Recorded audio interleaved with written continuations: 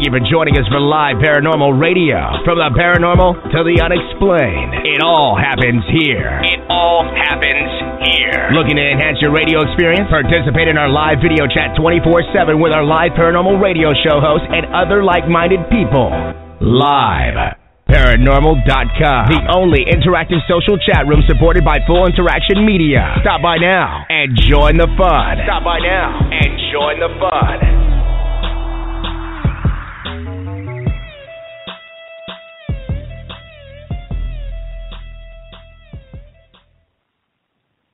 Hello, I'm Niki Paranormal, and you are listening to Paranormal Spotlight Radio. I am going to be one of the hosts this evening. The other host is Rob, as many know him, and I introduce him as, and I've got to give him a big, strong welcome, when I bring him up. But I'm going to work him up even more right now. Rob, the owner of Live Paranormal, Mr. Live Paranormal. And real quick, before I introduce our guest, I would like to remind everybody, if you are listening and you are not over in the Live Paranormal chat room, well, go over there and join us within the chat. I'm actually heading there myself. If you join us in the live interactive chat room, you can ask your questions, view the host cams. Other people in the room may have their cameras on, so you can check out the banter, the paranormal banter, and it's a lot of fun, a great community. You can learn many things from LiveParanormal.com, as I have, and it's, you're like-minded individuals, so it's a great thing to do. So head on over to www.LiveParanormal.com to take advantage of all that the site offers. And I'm also going to take the opportunity to bring up the Paranormal SuperCon, because I'm, of course, biased. It's my favorite paranormal event, which is the Paranormal SuperCon. And it is fantastic. Live Paranormal presents the event, and that's going to be in Erie, Pennsylvania, July 24th and 25th. And I just can't even name the number of people that are going to be there, whether it's the featured guest or the vendors. It's an awesome event. As I said, I'm sure I'm biased, because I'm going to be there, and I really enjoy it. But absolutely fantastic event. Check it out. If you're within the Erie, Pennsylvania area, even if you're not, jump on a plane. Join us. It will definitely be worth your time, your travel. I mean, it's going to be great. We've got investigations lined up, and I personally am looking forward to it so much that it's like my vacation. So it's going to be a great time. So that's ParanormalSuperCon.com. Get your tickets now. There are investigations with limited numbers of tickets, because we at Live Paranormal do smaller investigations to be able to, give you that real paranormal investigation type feeling. It's some awesome locations. So check it out. I don't need to talk about it anymore, because it'll, explain itself once you go take a look at it. So I'm going to bring on the owner and my lovely other host, Rob, as well as our guest, Nick Lantz. So without further ado, I'm going to go ahead and bring those two guys on in.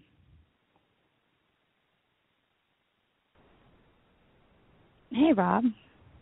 Hey, how's it going? I like the introduction of myself as lovely this year, or this episode. Last episode you didn't give me an introduction. I know I said that I was upset about it, and I'm going to have to question the Well, that is why I explained. I don't know if you heard that part, but I explained that I was going to give you a incredibly large and super amazing, welcome, because, you weren't pleased with one of the other welcomes that I had given you, so I wanted to make sure that this one was large and just absolutely insane. I also talked about the Paranormal SuperCon because, as I said, I'm biased, but, All you came up with is lovely. So the big reveal, I said the big reveal of the introduction was he said lovely co-host. That's all I got. Lovely, fantastic, wonderful. The owner of Live Paranormal. I guess the man who makes it happen here. Last week, for those few listening, she was like, "Hey, that guy." So that guy, Rob. Ugh. I could have done that, okay? I didn't do that. You didn't get that guy this time, but I guess beggars can't be choosers for your life. It's good. So let's bring on our... Yeah, I'd love to hear your introduction of me. I'm pretty sure it's my introduction for you is much, much more fantastic than one that you would give me. Probably much more nice. Yeah, you'd be like, yeah, there's that Niki chick. Yeah, anyway. Next week I will be doing the introduction. It'll be fantastic. Because we have Chip Coffee on next week. And we'll be promoting a couple of cool things with Chip Coffee. A contest and talking about his appearance at Paranormal Supercon. So let's now bring on Nick. And we'll let Nick introduce himself, and we'll talk to Nick. All right, I'm going to go ahead and bring him in now. Hi, Nick. Hey, how's it going?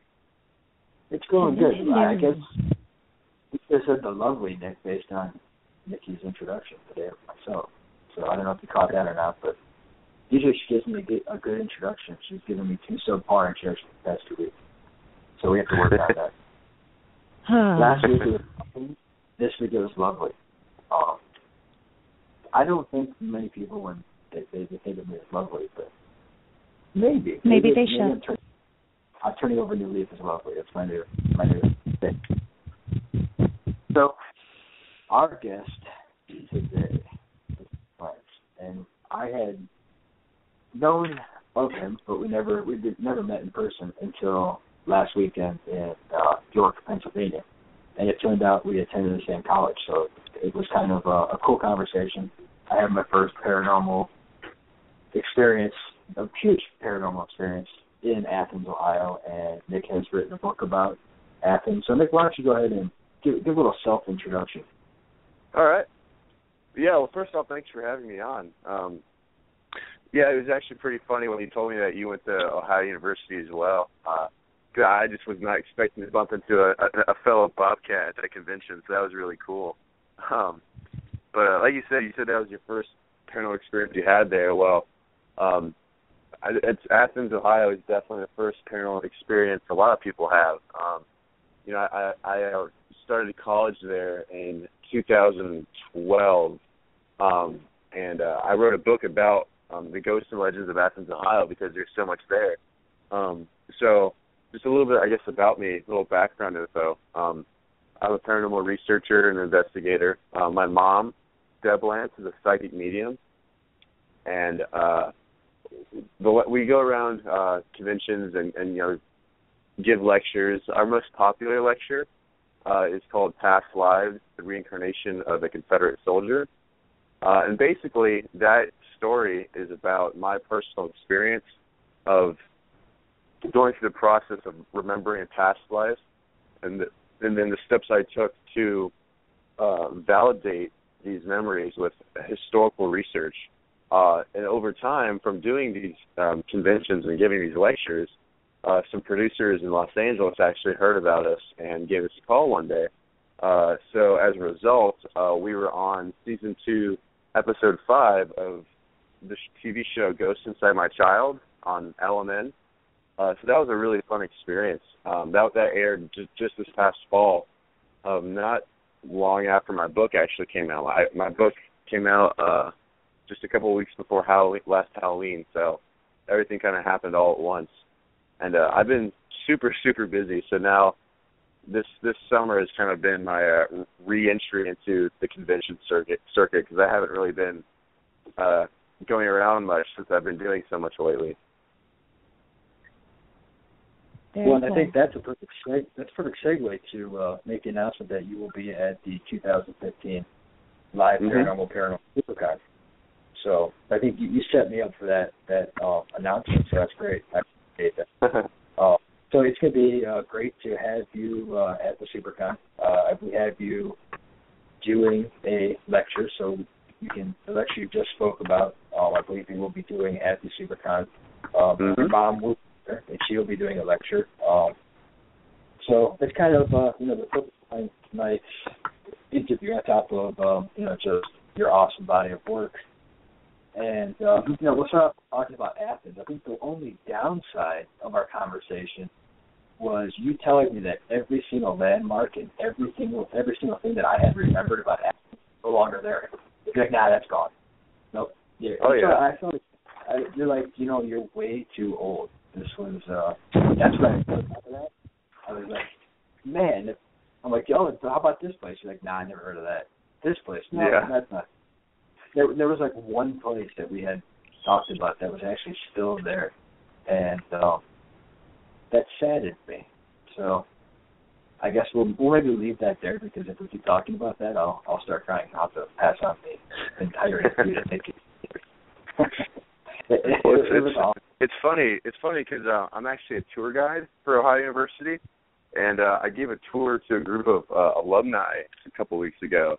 And it was funny. They were just talking to me about how much everything's changed since they graduated. So it was really fun because they actually told me a lot about OU and a lot about the stories of Athens that I didn't know about, while at the same time I was telling them all about the new stuff we have in Athens. So it was really interesting. But yeah, a lot has changed even within the past couple of years. What years were they from? One group, they graduated in like 93. And then I had another group that graduated in the early 60s. So two different groups. Well, that makes me feel better because I'm in neither. My last year there was in 99, so that's not as bad. So now I'm on the upswing. Now I feel much better about this interview. It was, much better. Though, you did say about the Ping Center stuff still being there, so that's great. So you're a tour guide, and you mentioned you're trying to do some more stuff with the whole ghost hunting and paranormal stuff there, and you've had a couple of obstacles and trees. And the funny thing is when I was there was some professors and stuff that embraced I guess the whole paranormal lore of Athens. They would send extra activities. There was activities after school, hours. They would do presentations and stuff. So it was relevant even, back in the day long ago.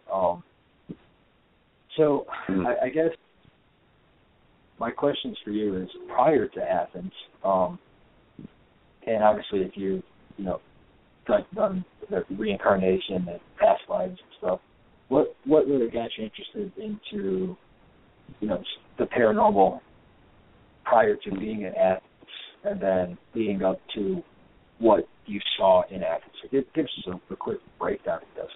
Right. Well, my mom, first off, is a psychic medium. So right from the get-go, I've kind of been born into the world of the strange and bizarre. She was involved with several paranormal groups when I was younger. So I was always kind of open to it. And eventually, I was actually pretty young for most groups, but when I was probably 15 or 16, actually, a paranormal group invited me to be a member, even though I was pretty young. Obviously I was a little different than most 15-year-olds, 16-year-olds, just because of my background and experience. So I got involved in paranormal investigations pretty early on. And then besides that, also in my old house, we moved out of there when I was probably 12 years old. But prior to that, my old house had a lot of activity going on in it. So there's a lot of sleepless nights, a lot of scary memories in the old house from when I was a kid. So I've kind of been around it. As long as I can remember, honestly. So it's just kind of a part of, who I am and where I come from, really. Now, what about when you got to Athens? Did you seek out paranormal activity, or did something happen to spark something in Athens, or was it something you went with the preconception of, hey, right, Athens is at the time it's fluctuated from number one, apparently when I was there, back to number one in most haunted cities, based on the publication or the source too. So it has its following as a paranormal hotbed for colleges. But I would say the majority of I I went around to a lot of college, so a lot of friends in college, and traveled. And every college that I remember going to had similar stories when it comes to, paranormal and haunting, about someone, being killed in their dorm, and if that room is no light's been boarded off, the numbers skip or whatever. And I think that was one of those at OU too, where someone died and then they, I forget what dorm that was, but I think every major college had like the same story about someone dying in a dorm, and that dorm room no longer available and it's been boarded up, and you can still hear footsteps and all that. But when it comes to Athens, there's a lot of preconceptions being haunted. So what, I guess going into it, did you have that preconception you were going to go out and seek out the paranormal, or did you have an activity that kind of sparked your interest in it, then seeking it out? Well, I definitely didn't initially seek anything out. I knew going in that it was a very haunted college. I won't lie to you. That may or may not have been a very small part in me deciding to go there. But I definitely, when I got there, I definitely didn't go seeking anything out.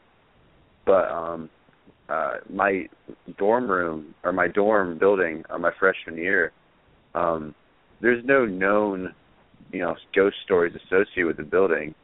But with that being said, we definitely had a lot of really bizarre experiences that not just me, but all the guys on my floor noticed.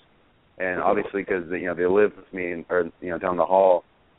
We all became really good friends, and they kind of knew me as the ghost guy on campus. So, they knew about me and what I do.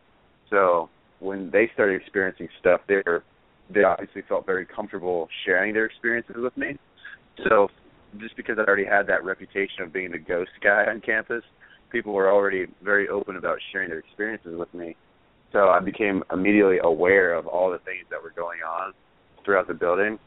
So pretty much right from the get-go, my freshman year, I started hearing about all these stories and all these experiences people were having. Even the resident assistants, the RAs, they would come down and tell me their stories. And it was really interesting because they actually had, access to places that not everyone did. So their stories tended to be a little bit more unique.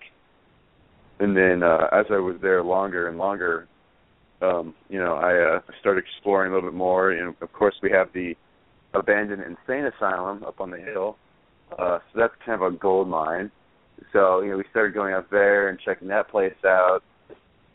Over time, we just started learning about all of the stories in Athens. And then eventually someone asked, a publishing company, through a friend, came to me and wanted me to write a book about Athens.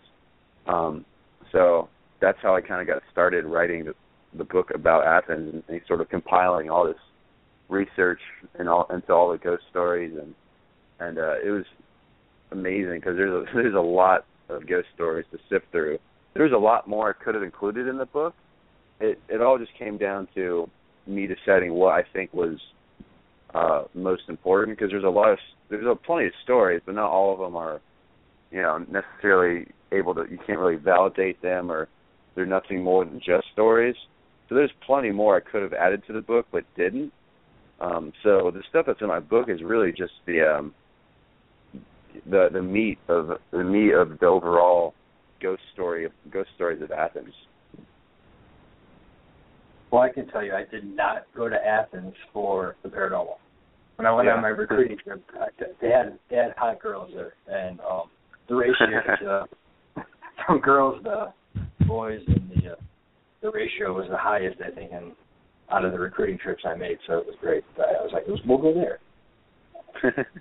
But I think with the Ridges, who hasn't snuck around at the Ridges?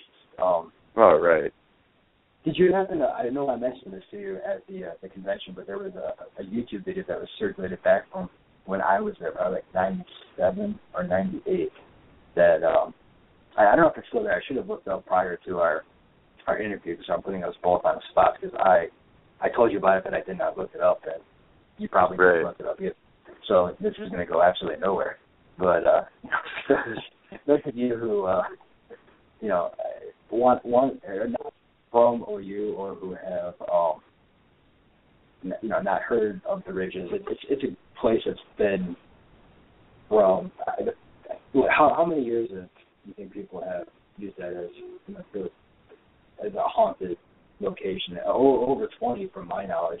Back, I forget what year it had closed, but it's got everything that you could want for an asylum, with the blood stains and the pure creepiness of it. And back when I was there, I think it was in a lot worse shape than it is now.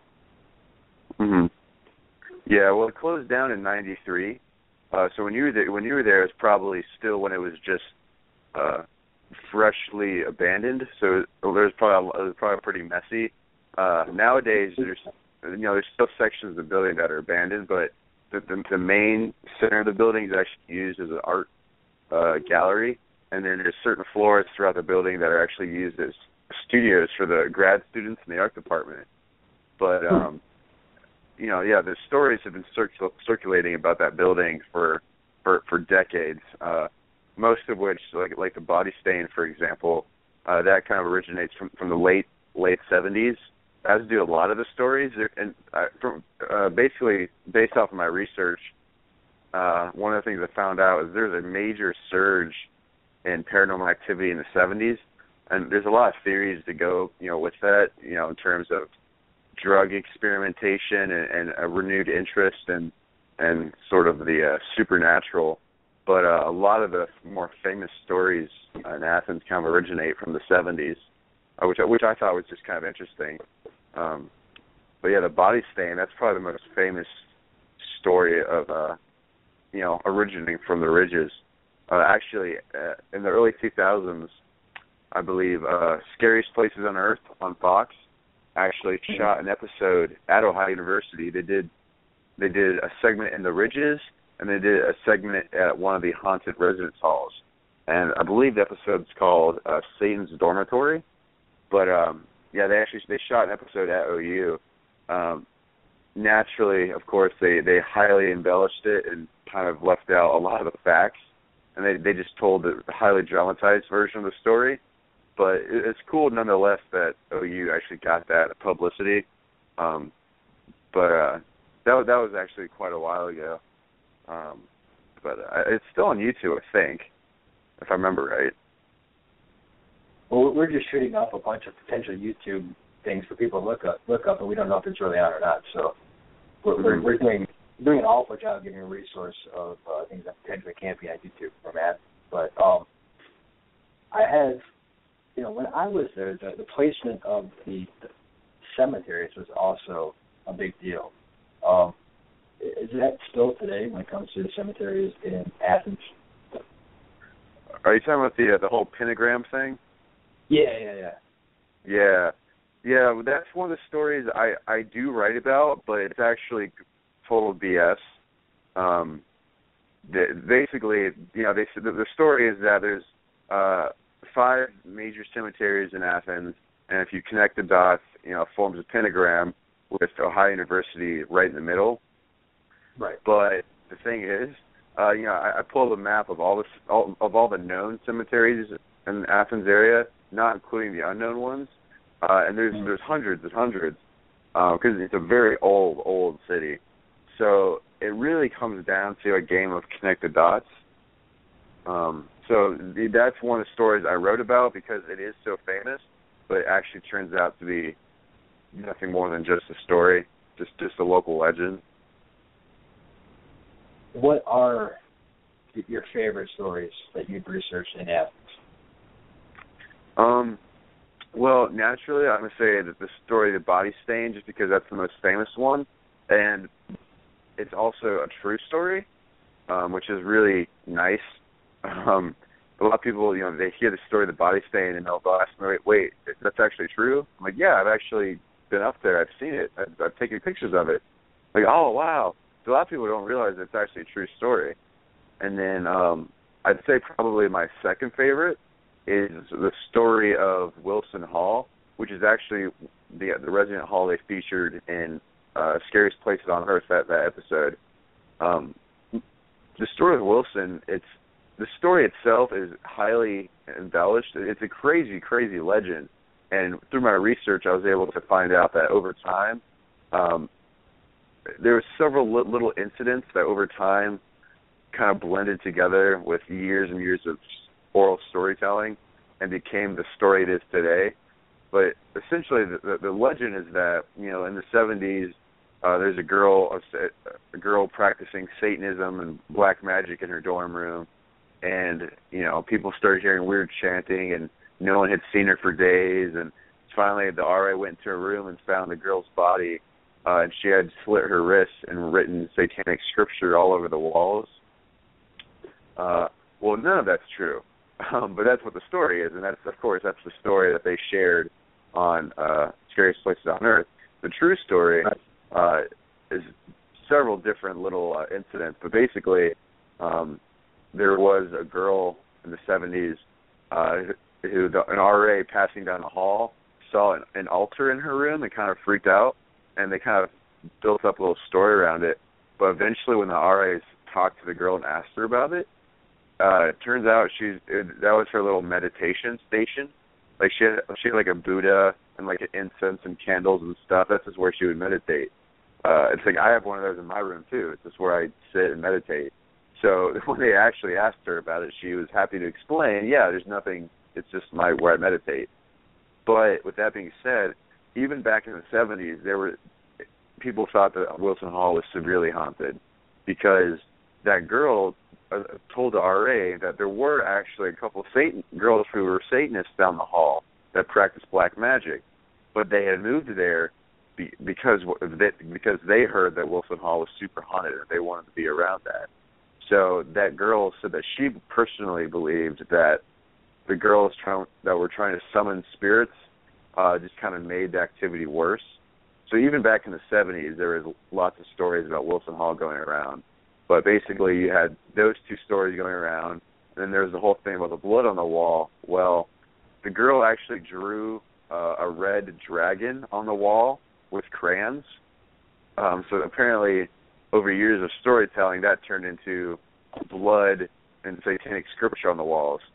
So it's really, like I said, it's probably one of my favorite stories, but only because for me it's a very, very interesting example of how storytelling over years can just create a whole new story, really. So for me, it's more interesting. But that, and then of course, like I said, that the Ridges has got to be number one, it's because you have the body stain, and it's actually a true story. So it kind of stands out in my mind for sure. Well, it's one that, you know, the alumni over the past 25 years have probably always enjoyed. So, you know, it's one that everyone knows, and it's probably the most, you know, yeah. Program. Were you ever able to go up and see the body stain yourself? We went up. I don't know if I actually saw the stain or not. We were there for a couple of seconds, and we thought we had heard people downstairs. And then we never found anybody. So that would have been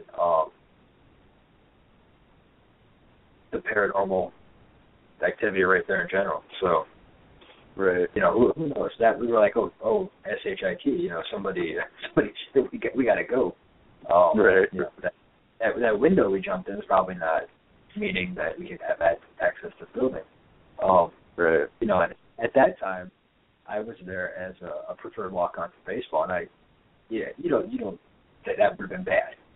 I don't need to have lost my, you know, baseball career over sneaking around the building. Right. Awful. So, and then we never. I was there twice, but never made it to see the stain myself. So we were up there, but we were, you know, right around, and so I would be lying just for the fact of, you know, the radio interview to tell you, like, yeah, I saw it, I loved it, I took a picture by it and stuff, but no. So right. I guess I could have made up a fabricated story just for radio purposes. But, right. You know, well, if you ever find yourself down in Athens, I'll be more than happy to take you up there and show it to you. I might come. I haven't been there in so long, but then I might revert back to me feeling old. Everyone be looking. I want to go. I want to go there. I want to see the body stain. I want to see. I want to go to the asylum. It's a pretty fun place. It's like my playground. I love asylums. It's probably not available in Paranormal. It's probably just something we can go see like during the day, correct? You say that again? That's probably just, we could probably go see it during the day. There's probably no way to actually do an investigation there, right? I have my ways. Well, we had our ways too. And it was like a broken window. But I don't know what your ways concerned about. You could definitely get in through the broken window, but I also have more legal ways of getting in as well. That's actually when I wrote my book. The chapter about the ridges, I actually write about an investigation we did inside the ridges, and I talk about that. And that was, we had somebody let us in, and we set up all of our equipment, so that was a much more formal investigation. So there are ways of doing it. It's just kind of tricky. Well, I think we should do it because I want to go back there, and let's face the facts. I'm coming off a broken hip, and at my age, I can't outrun anybody. So, I'll be the guy that gets caught and takes the fall for the whole team. So, I think to do a legitimate one would be fantastic. So, on top of doing a final plug at the end of the show, I guess since we've been talking about the book, we've been talking about Athens, and I think unfortunately I probably will take you up on that offer at some point. We're just going to show up like, hey, we're here. But why don't you give a plug to where you or our listeners can buy the book? Is there an easy link to send them to buy the book? So we posted a link in our chat room, but it was way too long for me to read. Right. Well, if you're in Athens, you can get it at Follett's University Bookstore. But if you're not in Athens, you can just go on Amazon.com, and it's called Ghosts and Legends of Athens, Ohio, and you can just buy it off of Amazon. Also, if you go to my website, www.nlantz.com, there'll be a link to where you can buy my book off of my website, as well as updates on my most recent projects and all the things that I've been doing, and more information about me is on there as well. What I would also assume that, I guess this would be my preference of how people would buy the book, is they would come out to the Paranormal Supercon and buy the book and have it autographed right there. That would be my preference. So even better. I think that would be ideal for us. But, yeah. Actually, that reminds me. I should actually order more books because I actually sold out the rest of mine at Phenomenology. So I need to get more for Paranormal Supercon. I think you better, because I know that there's more than a couple people that are interested in buying that book. And on top of it, too, you're dealing with being right on the Ohio border. So, there's a lot of, OU alumni, or at least people that have, who hasn't gone to Ohio for Halloween? Is what I think the bottom line is even if you're not from OU, I remember the pecking order of people trying to pick out who I would let come to Halloween. Because if you're not from Ohio, you probably didn't even, people are, what the hell is that guy talking about? But, OU is the premier Halloween party school. Oh, yeah. Big time. Big time. I always tell people, you go to Boston to celebrate St. Patrick's Day. You go to New York City to celebrate New Year's Eve. But if you want to celebrate Halloween, you go to Athens, Ohio. And that's a staple in Halloween tradition. And absolutely. So that kind of leads up to I would say most people have been there. So I think the book it'll be area appropriate for the people who are coming for attendance. So definitely bring copies.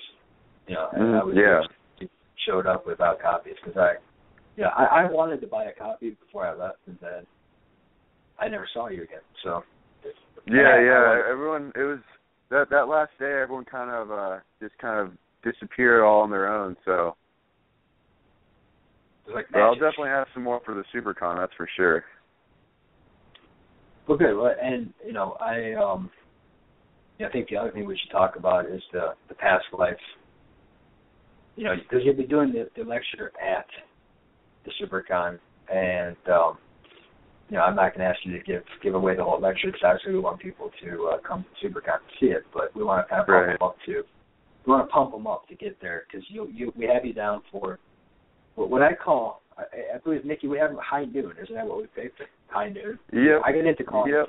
I got into calling noon, high noon, maybe like 6 months ago, and I haven't stopped. It is now high noon. High No matter noon. what, high noon. I'm not sure exactly if that's noon sharp. You know what I mean? Like, or what exactly? So, what is that? What is high noon? Is that 12.00 or what? Funny thing, I thought I knew it had to do with. I don't want to butcher it up. And it's funny because we researched like the most bizarre thing that LiveParanormal, like our whole phenomenology trip. I was researching what the proper terminology was for strolling, and if someone was going for a stroll comparing to a strut, what would be the differences. And we had my good friend Dustin Perry and I were having a good conversation that lasted the entire trip about strolling and what constitutes a proper stroll. And thereafter. Right, and we still like the other day he was at a different event this past weekend. He sent me a text message. They were just strolling around looking at vendors. So it'll be one of those that go on for many, many years, which will annoy Niki, my co-host, and the other people like but it's what makes it fun. So I guess we kind of got off on the word high noon. High noon. I'm not sure where we're going with that one, but if you could give us the whole rundown on, if someone were to come, check out your lecture on past lives and just, what really, sparked your interest or what happened to make you, want to research it. Right. Well, basically, what the lecture itself is it's basically me telling a story. And, when I give my lecture, I always kind of give a little bit of a disclaimer, because this is about the concept of reincarnation. And my goal is not to set out and change people's religious views. I don't want to change people's faith or anything. What I'm doing is I'm just out there telling a story. I'm just telling a story about something I went through. And the thing is, I already know what I believe. What I'm doing is I'm just telling my story and letting people interpret the information I tell and let them come up with their own opinions and their own views. And certainly my faith has evolved over time through this whole experience. But basically what happened is when I was about the age of 13, I had this incredibly vivid dream I knew that I was a Confederate soldier in the Civil War. So through a series of dreams, I eventually did some past life regression sessions, and through that I was actually able to take clues that I was able to find throughout these regressions and start doing research off of them. And over the years, I was able to dig up more and more until I got to the point where I had a handful of historical documents that completely validated all of this information that I produced from my subconscious. So it's one thing of having past life memories and talking about it. It's a completely different thing to have these memories and then to go out, do research, and actually find documents completely supporting and validating everything you've come up with.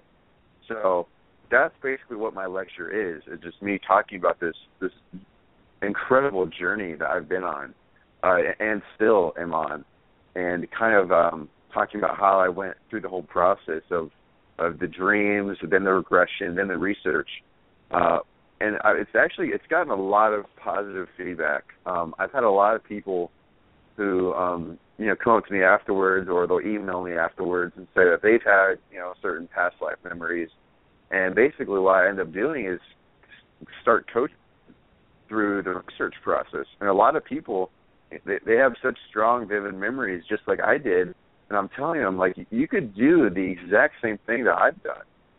So it's always very interesting, because a lot of times I end up just helping people with their own research and and kind of coaching them along the way. And it's been really great. You know, I've had a lot of people who come to my lecture and just find the story itself to be very moving. And as a result, you know, a lot of people like who are, you know, highly skilled in genealogy research and things like that, just are happy to reach out and offer their services. So I've had a lot of people help me with the research just because they really found my story intriguing. So that's basically what you can expect from the lecture, is just me kind of standing up there and telling this story that, you know, happened to me when I was 13 and it's continuing on up to this point now. So it's definitely a very I try to keep it positive. You know, there are a few moments in the lecture where it can be kind of a little sad. You know, it's a story of a soldier, you know, a family and a promising future, and you know, had his life cut short as many young men did during the Civil War. But other than that, though, I try to keep it, you know, positive and very informative. But you know, like I said, as a result, we've had a lot of positive feedback with it. So I really cannot wait to be at your convention, you know, Paranormal SuperCon, and give it again. It's gonna be great. I'm looking forward to it. I wish I'd be able to sit in and enjoy it, but I don't relax at the event at all. I walk around. Yeah, you'll be very busy there. Yeah, I'll have to catch it again sometime else. But so when you had the regression, how did you seek out somebody to do your past life regression? What was? Did you know somebody already, or your parents knew somebody, or how did that? What transpired there? Actually, what I did, I didn't have anybody do it. What I went and did was I bought a self-meditation CD, where basically you have someone guide you through this meditation, a self-meditation, and it's a self-regression. So I just listened to the CD, and it put me in a meditative state where I was able to go back into a regression, and through that process, I was able to pull out all this information about who I was and where I was from, and gain a little bit more clues that helped me do the research. But basically, the way this particular regression worked is it talked about, you know, I was presented with all this information, basic information of, you know, who I was, where I was from, how old I was, and then after you get that basic information, it went to one of your happiest memories from that lifetime. And for me, it was standing on my uncle's farm in Tennessee, looking out at the beautiful scenery with my girlfriend at the time. And then after that sequence, it goes to your death scene, and you actually see how you die. So one thing that was really cool is actually after we were filmed for Ghost Inside My Child, when I was in Tennessee filming the second sequence of my episode, we were at the battlefield where I was killed at, and we met up with one of the historians there, and it was really incredible because he was actually able to validate everything that I had seen in my regression. He was able to historically validate, and it all coincided with what actually occurred that day. So that was really a neat experience for me, just to have that historian there kind of supporting everything I had claimed. Yeah, that's very interesting. I find the topic very interesting myself. I had seen episodes of this show, but not yours specifically, and some of those are just they're crazy. I found that you know, I thought that was a good show. You know, I liked it. I thought I think there was one with a little kid who said he jumped off the Twin Towers. And yeah. Yep. And I've always had to have it done. I want to have it done. I don't think I could do it myself. I don't think I could do it myself. I mean, can anybody do it themselves, or do you think that, you know, with your background and everything else, that it kind of was more so, I guess, easier for you to do so? Right.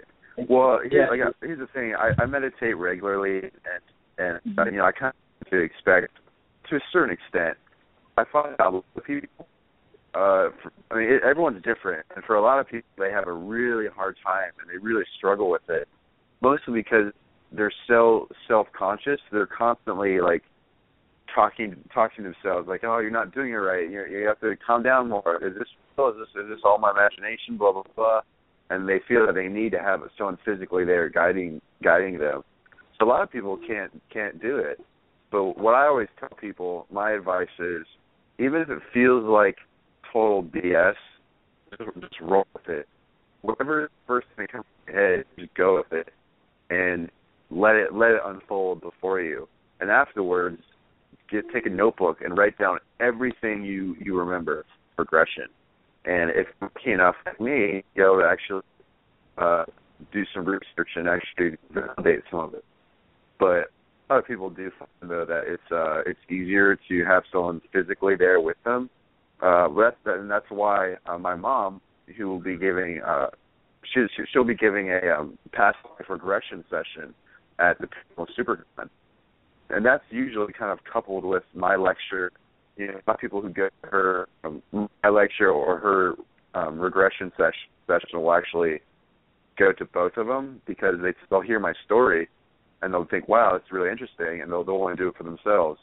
So they'll go to her meditation session. So she'll be doing that there, a live past life regression session, and then of course I'll be giving my lecture coupled with that. So it'll be really interesting to see. Why don't you give your mom's website out as well, just for people listening if you want to check it out. We'll give her a plug too. Yeah. Well, her website is www.deblantz.com. Pretty simple. Just throwing it out there, Lantz is spelled Lantz. A lot of people spell it like the first name. But yeah, so just www.deblantz.com, and again, mine's just nlantz.com. And I think that's another one I want to check out, but maybe I'll sneak away. I'll let Niki run the whole thing for an hour, for 2 hours if I catch full. I don't get to go to any of the lectures. I get so excited because, I've had the chance to work with, Paranormal Spotlight Radio, and I have all these people on there telling me, about what they're going to be talking about. I get so excited. And then, Rob literally, takes the needle to my big balloon that I'm, so excited, he pops it. It's you could stand outside and try to listen to the wall. I'm like, yeah, as long as he takes the fun out of it. Taking pictures, and I really. How am I going to take a picture from the outside of the lecture? I'm not that good. That's true. We don't take breaks. We don't do anything. So we don't get lunch breaks. We don't get any breaks. No union breaks. No bathroom breaks. No nothing. Keep me busy. Luckily, LiveParanormal is not.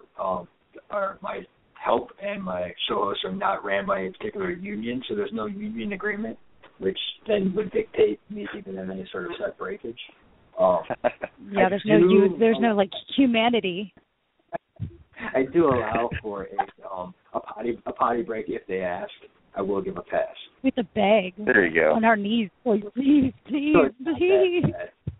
it's not that bad. Well, I'm really looking forward to seeing all the people there and all the different lectures. It's gonna be. I was looking at the website, and there's a lot of people that I don't know, and there's a few that I do know, but I know really well. So I'm extremely looking forward to catching up with old friends and meeting a buttload of new people. I'm super excited for it. And it's what I like about it is it's not just regional. A lot of the metaphysical fairs, the paranormal conventions and stuff is regional when it comes to our guests. And we do have. I'd be a fool not to pull the best people from Ohio and Pennsylvania, because obviously that helps bring tickets in. But we don't. We pull from all different walks, which is nice. Why I like it.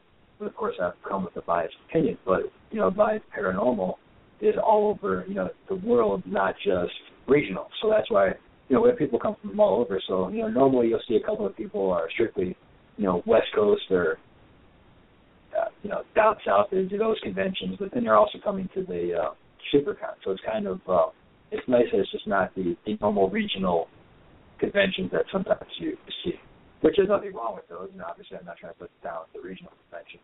Right. Yeah, but it's kind of cool because I like the pulling from all over. Oh yeah, and I saw Chip Coffey and my old pal John Tenney's going to be there. Both of which I haven't seen those guys in forever, so I'm super stoked just to see them again.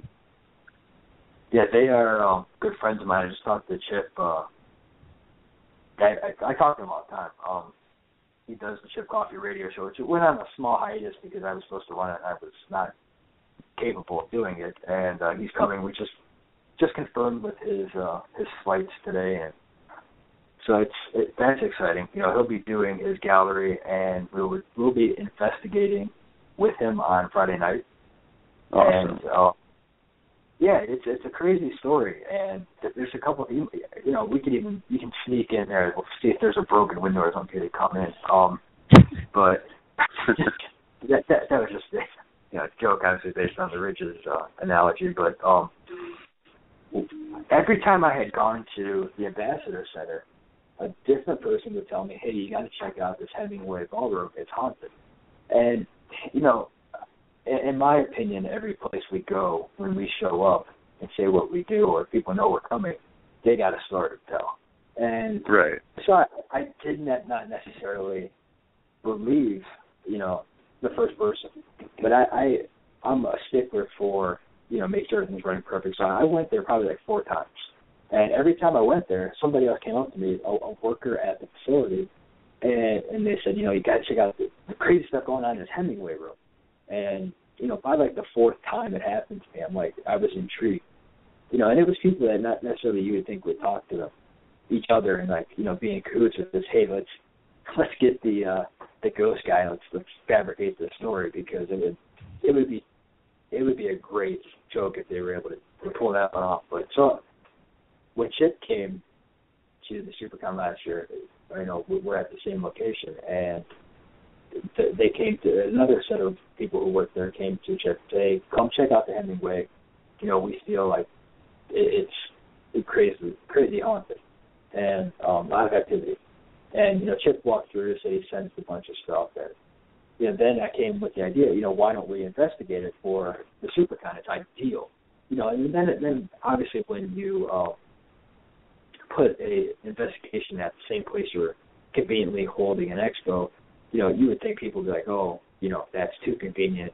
It's just for making money. But we went and investigated. I investigated with Niki and a couple of local people, and we were getting some interesting activity. And so we'll be there, hopefully, with, if you want to come, you know, we'll be investigating with Chip in the Hemingway Ballroom on Friday night. And I'm just hoping we get some reference to the name Murphy, because we kept getting Murphy and kept getting Captain Murphy. Captain Murphy. And, you know, the odd thing was we were in Baltimore like a month and a half ago, and Chip was talking about his connection with the Murphys. I thought that was so ironic, because we were there investigating. We were saying, hey, we're coming back with Chip Coffey, you know, doing investigation. You know, is there anyone here? And we kept getting Murphy and then Captain Murphy. And sadly enough, Chip Coffey didn't have any, you know, reference to a Captain Murphy, which I would have just fallen over because it was, you know, fantastic. But no, but when he was saying his story, I think we might have smacked each other like 1,000 times going, Murphy, oh my God, Murphy, you know, because it was like one of those things. It's like, you know, to us it just was a sign. Right. It was the coincidence there of, you know, being at a place and we're saying, hey, Chip Coffey's coming, and we kept getting Murphy, and then we're at a convention in Baltimore, and Chip is talking about his childhood story, and it's all based on the Murphys. It was kind of a bizarre coincidence. So we'll see if we get that, then I'll be. I'm a huge skeptic in general, paranormal. Even though I love it, but you know, there's a lot. I'm majority skeptic. So you know, if we get another Murphy hit while we're there on that Friday, I would be very enthused about that. So you know, you're welcome to join us. Yeah, that'd be fun. I think it's gonna be fantastic. But now we built it all up, and we're not gonna get any Murphys. That's no more. Well, Murphy list.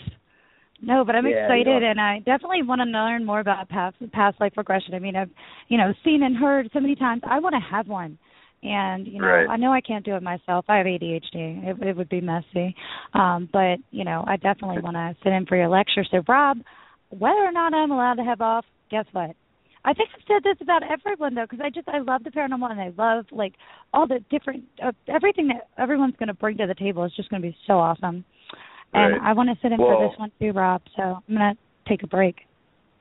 Well, I'll tell you what, it's always so hard because there's always so many really cool lectures going on, and obviously you can't go to all of them. So I always tell people I'm always way more than happy to sit down. I mean, it's as easy as me pulling up my laptop and showing you the PowerPoint. I mean, I can pull up the slides, and I'll just talk to you I'll tell you my story. So even if you can't make it, I'll be more than happy to talk to you about past lives and my personal theories and reincarnation and all that fun stuff. Awesome. Well, I think okay, good. See, Rob, I'm going to get to find out one way or another. Yep. That's definitely a jackpot. As long as it's done not on business hours, then there's nothing I can say about it. So. Okay, Rob. Well, it's been fantastic having you on tonight. We look forward to seeing you. Why don't we go with one more plug? Tell people where they can get the book in case they are just tuning in, which is, their loss. They'll have to listen to the whole thing on archive as soon as the show ends. But give us one more big plug on, yourself, your book, your website, which, all right. is all fantastic. Well, my book is called Ghosts and Legends of Athens, Ohio. You can get it off of Amazon.com. You can get it on Kindle. If you go to my website, www.nlantz.com, you can follow the link to buy my book on there. There's also a lot of updates on the events I'm going to, all the cool projects I've been doing lately. I've been doing a lot of short films and video projects lately. So everything I keep up to date is on there. So you can always know what I'm doing lately. Also, if you want to follow my mom's stuff, just go to www.deblantz.com. Pretty simple. And the same goes for her. All the stuff she's been doing lately, all of her updates, it's all on our website. So we cannot wait to be at Paranormal SuperCon. It's going to be a blast. Well, I definitely appreciate you coming, and definitely check out the stuff that Nick does with the production company. We will post that. Also, all the links on the archive, which will be available tomorrow, or if you're listening to the archive, it's available now, and you've just listened. So, once again, we definitely appreciate you, and we will talk to you soon and see you in a few weeks. Yeah, thanks for having me on. Thank you for coming, and I can't wait to talk to you. Yeah, me too. All right, well, I guess that wraps up another fantastic live paranormal Spotlight Radio with your lovely hosts, Rob and Niki, which we have to work on that introduction for next week because I still not. Oh my gosh. Not digging the lovely. Lovely, fantastic, fabulous, and wonderful. Just wait. You know what? I'm going to do a 1-hour show. Not next week because we've got Chip Coffee as your guest. I'm going to do a 1-hour introduction for you. All sorts of adjectives involved. It's going to be great. There'll be two people who can easily talk about themselves if it's me and Chip Coffee. I know. I can't wait to pop popcorn and watch. I'm just kidding. We very rarely talk about ourselves at Live Paranormal. It's mostly, unless it's something funny, we're doing a Spotlight, which is kind of more laid-back interviews. So it's more fun. So, when we're doing the heavy hitters, we never gloat.